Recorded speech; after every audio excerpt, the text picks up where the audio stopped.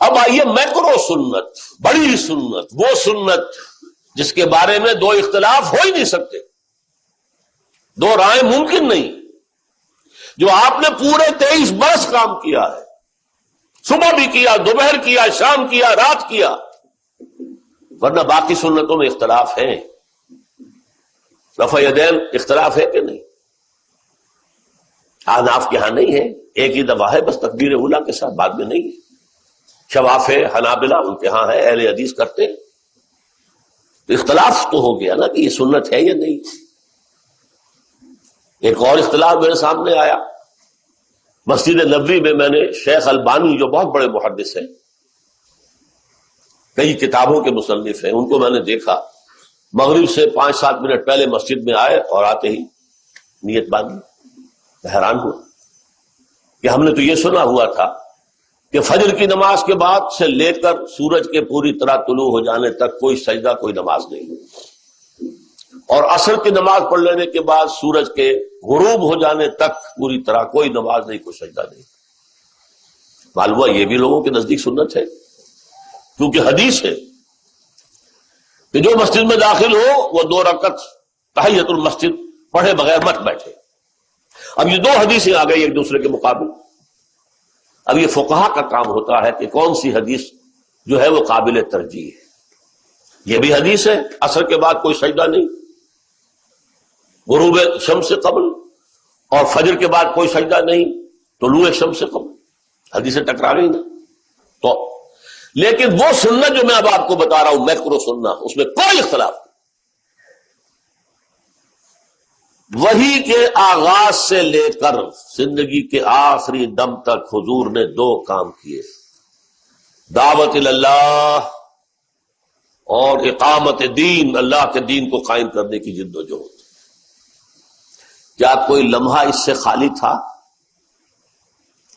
راتوں کو کھڑے ہو کر دعائیں مانگ رہے ہیں، اے اللہ عمرو بن ہشام یا عمر ابن الخطاب میں سے کسی ایک کو تو میری جھولی میں ڈال دے، دن بھر انا لک فی النہار سبحا طویلا، محنت و مشقت۔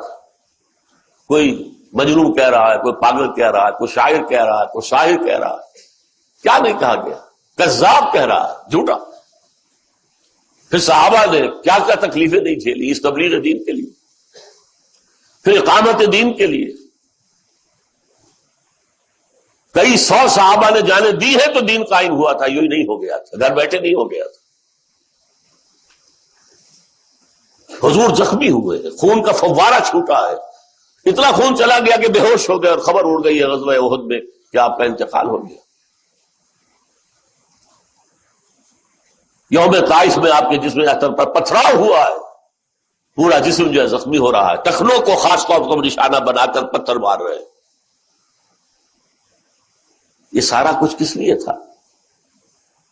یہ ہے سنت، سب سے مؤکد سنت، سب سے بڑی سنت۔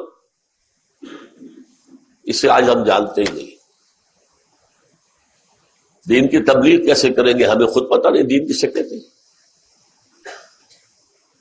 تو پٹھان کا لطیفہ، ایک ہندو کے سر پہ رکھ دی تلوار، پڑھو کلمہ۔ انہوں نے کہا خان صاحب پڑھواؤ۔ یہ کلمہ تو ہمیں بھی نہیں آتا، ہم کیا بتائیں گے کسی کو، ہم نے سیکھا ہی نہیں۔ ہم نے ڈاکٹری پڑھ لی، ہم نے انجینئرنگ کر لی، ہم آج کل ایم ایس کمپیوٹر دوڑ لگی ہوئی ہے۔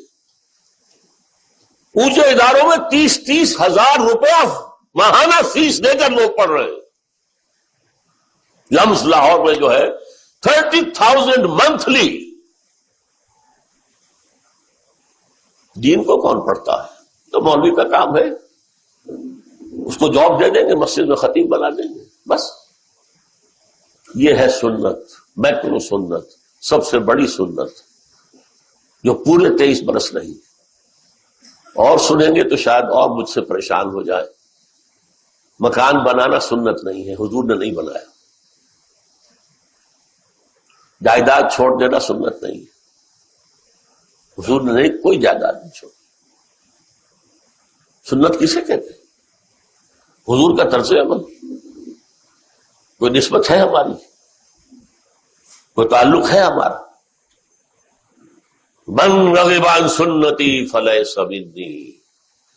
نوجوان عزم کریں کہ عربی پڑھیں گے، قرآن سمجھیں گے اور سمجھائیں گے. خیرکم من تعلم القرآن وعلمہ. بڑے بوڑھے جا کر لوگوں سے یہی کہیں کہ بیٹو ہماری تو زندگیاں ہم نے ضائع کر دی، اب سوائے رونے کے ہمارے پاس کوئی چارہ نہیں. لیکن یہ رونا بھی اللہ قبول کر لے گا. تم تو خدا کے لیے عربی پڑھو، دین پڑھو.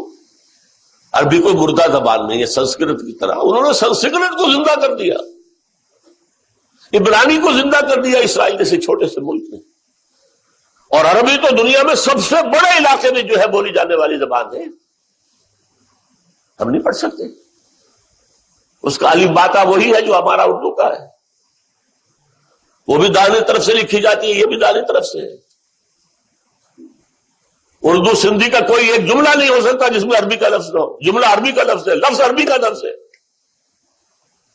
پھر بھی ہم عربی نہیں پڑھ سکتے تو کیا تبلیغ کریں گے؟ ہاں بڑے بوڑھے بھی جو تبلیغ نہ کر سکے، کسی جماعت سے وابستہ ہو کر محنت وقت دینا جو اللہ کے دین کو قائم کرنے کے لیے جد و جہد کر رہی ہے. اس میں داعیوں کی بھی ضرورت ہے، مقررین کی بھی ضرورت ہے، مدرسین کی بھی ضرورت ہے، دریا بچھانے والوں کی بھی تو ضرورت ہے، پوسٹر لگانے والوں کی بھی تو ضرورت ہے. جو کام کر سکتا ہو کرے. کسی مشین میں، بڑی مشین میں چھوٹا سا پرزہ بھی بہت اہم ہوتا ہے. وہ چھوٹا سا پرزہ خراب ہو گیا پوری مشین کھڑی ہوئی. لیکن اس جد و جہد سے فارغ کوئی نہیں.